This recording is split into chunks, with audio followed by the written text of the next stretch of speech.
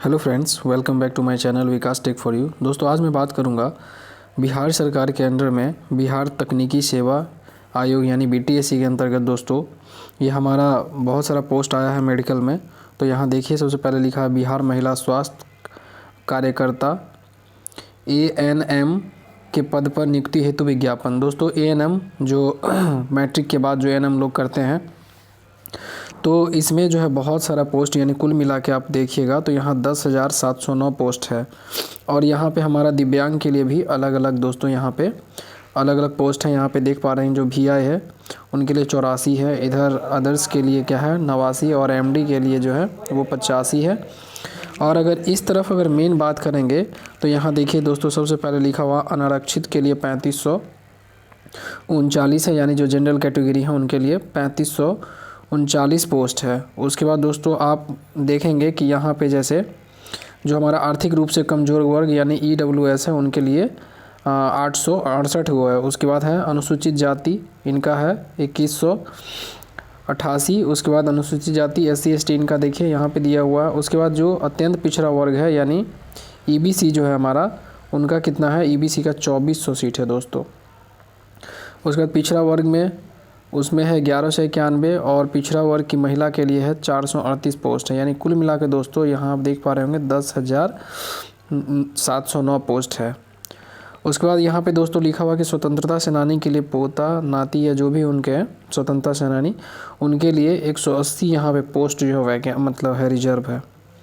उसके बाद चलिए दोस्तों यहाँ हम देखते हैं कि सबसे पहले लिखा हुआ कि अनिवार्य में शैक्षणिक योग्यता क्या क्या है। यहाँ आप देख पा रहे होंगे कि अनिवार्य शैक्षणिक योग्यता में दिया हुआ है कि मान्यता प्राप्त संस्थान से भारतीय उपचर्या परिषद नई दिल्ली द्वारा समय समय पर अवधारित अवधि का ऑक्सिलरी नर्स मिडवाइफरी में प्रशिक्षण कोर्स में उत्तीर्ण एवं तत्संबंधी प्रमाण पत्र प्राप्त रहना आवश्यक है। अभ्यर्थियों को बिहार परिचारिका निबंधन परिषद पटना से निबंधित रहना भी अनिवार्य है। दोस्तों, एक उसमें क्या होता है रजिस्ट्रेशन रहता है, वो बता रहे हैं कि पटना से भी उसका होना ज़रूरी है। उसके बाद अगर एज की बात करेंगे दोस्तों तो देखिए यहाँ लिखा है कि 1/8 यानी 1 अगस्त 2021 तक उसका डेट जो होना चाहिए, कितना होना चाहिए आप देख पा रहे हैं 21 साल होना चाहिए मिनिमम। और अधिकतम जो है अधिकतम जो हमारा अनरिजर्व है उनके लिए 40 साल तक दोस्तों दिया गया है। और पिछड़ा वर्ग की बात करेंगे तो पिछड़ा वर्ग में या अत्यंत पिछड़ा वर्ग उनके लिए भी 40 साल है।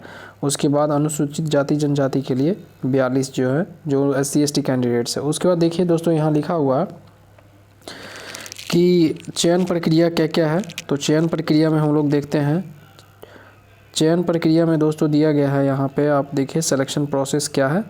तो सिलेक्शन प्रोसेस में है एएनएम के पद पर नियुक्ति हेतु मेगा अंक कैसे बनेगा। तो सबसे पहले दिया है आपका जो पहला पॉइंट 1 है उसमें दोस्तों दिया है कि एएनएम कोर्स की परीक्षा में प्राप्तांक के लिए, यानी आपका जितना भी मार्क्स आया है उसका जो है आपको 60 अंक मिलेगा।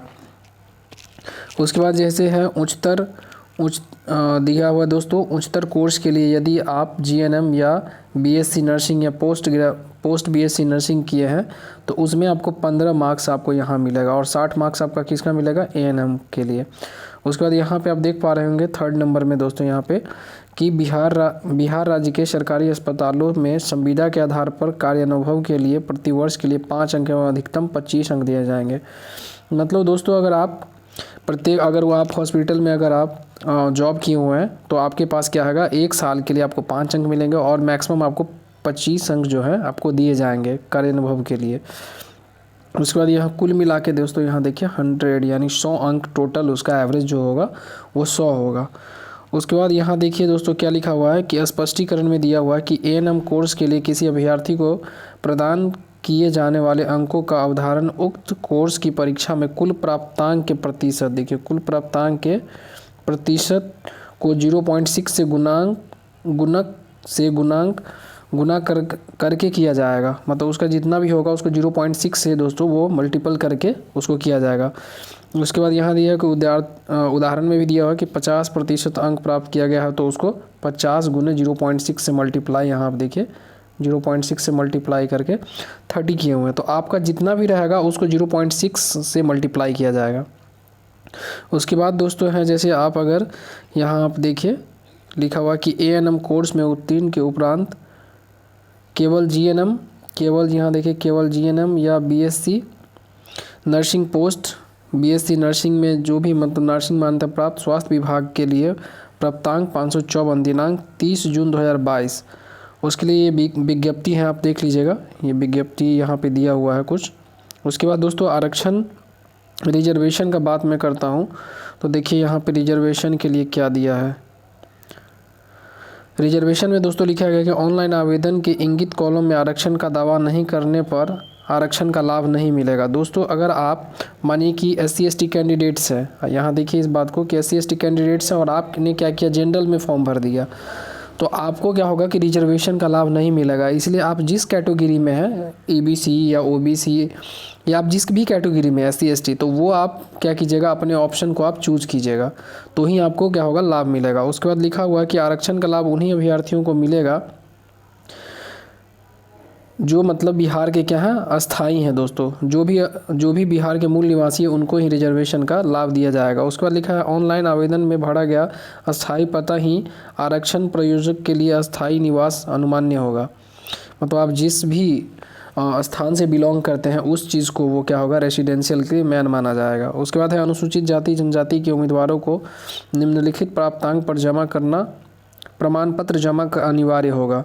मतलब जो भी रिजर्व कैटेगरी है उनको ये सर्टिफिकेट से जमा करना होगा, जैसे जाति, उसके बाद अस्थाई निवास मतलब डोमिसाइल प्रमाण पत्र हो गया, यानी रेसिडेंशियल। उसके बाद तीसरा में यहाँ देखिए, तीसरा में है दोस्तों पिछड़ी जाति एवं अत्यंत पिछड़ी जाति के उम्मीदवार को निम्नलिखित प्रमाण पत्र जमा करना होगा। तो पहले क्रीमी लेयर रहित, यानी बिहार सरकार से जो क्रीमी लेयर वाला रहता है दोस्तों वो, उसके बाद अस्थाई रेसिडेंसी ये आपको जमा करना होगा। उसके बाद EWS के बारे में है, जो आर्थिक रूप से कमज़ोर वर्ग के लिए भी उनका भी यही है, जो हमारा है परिसंपत्ति प्रमाण पत्र। उसके बाद है तो यहाँ देखिए B में है अस्थाई निवास, उनको भी डोमिसाइल देना पड़ेगा। उसके बाद दोस्तों है दिया हुआ यहाँ पे कि महिला हेतु जाति प्रमाण पत्र, अनुसूचित जाति एवं जनजाति हेतु क्रीमी लेयर रहित प्रमाण पत्र, पिछड़ा वर्ग एवं अत्यंत पिछड़ा वर्ग के पिता के नाम एवं पता सहित निर्गत होना अनिवार्य है।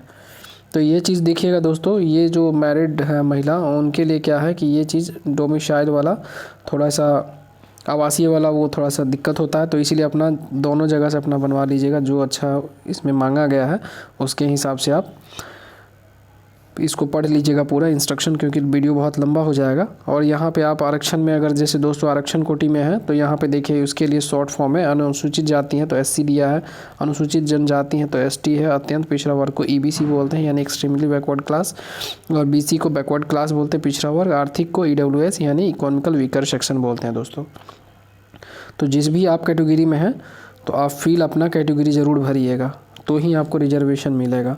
उसके बाद दोस्तों चलिए मैं फॉर्म भरने का देखता हूं कि आवेदन शुल्क यहाँ पे ऑनलाइन कितना है। तो यहाँ आप देख पा रहे होंगे जो हमारा सामान्य वर्ग या पिछड़ा वर्ग यानी जनरल या OBC या EBC के कैंडिडेट्स हैं या EWS, उनको कितना होगा, 200 रुपया का फॉर्म भरना पड़ेगा ऑनलाइन। उसके बाद अनुसूचित जाति जनजाति के लिए दोस्तों सिर्फ और सिर्फ SC/ST को कितना लग रहा है ये देखिए 50 रुपया है। अनारक्षित महिला के लिए भी है हमारा, आरक्षित या अनारक्षित वर्ग की महिला मतलब दोनों को भी जो बिहार के रेजिडेंशियल है उनको 50 रुपया सिर्फ लग रहा है। और राज्य के बाहर के उम्मीदवार चाहे वो किसी वर्ग के हो उनको 200 रुपया लगेगा, तो जनरल कैटेगरी को। उसके बाद दोस्तों यहाँ आप देख पा रहे होंगे कि डेबिट कार्ड या क्रेडिट कार्ड किसी से भी आप अपना ऑनलाइन पेमेंट कर सकते हैं। उसके बाद चलिए दोस्तों मैं अगला देखता हूँ। महत्वपूर्ण बात ये है इसका, यहाँ पे है कि अभ्यर्थी देखिए यहाँ पे एक इंस्ट्रक्शन दोस्तों दिया गया है कि अभ्यर्थी, यहाँ देखिए अभ्यर्थियों को निर्देश दिया जाता है कि कोई भी फर्जी या जाली प्रमाण पत्र के आधार पर उक्त आवेदन नहीं भरेंगे। किसी भी स्तर से प्रमाण पत्र फर्जी पाए जाने पर उनकी अभ्यर्थता रद्द कर दी जाएगी और उनके विरुद्ध कानूनी कार्रवाई। दोस्तों जहाँ से भी अगर कोई सर्टिफिकेट है तो ऑथेंटिक होना चाहिए सभी कुछ। तो चलिए आपको इन्फॉर्मेशन समझ में आ गया होगा आई होप दोस्तों। तो चलिए मेरे चैनल पे अगर फर्स्ट टाइम विजिट कर रहे हैं तो लाइक शेयर और सब्सक्राइब कर दीजिएगा दोस्तों। Thank you so much.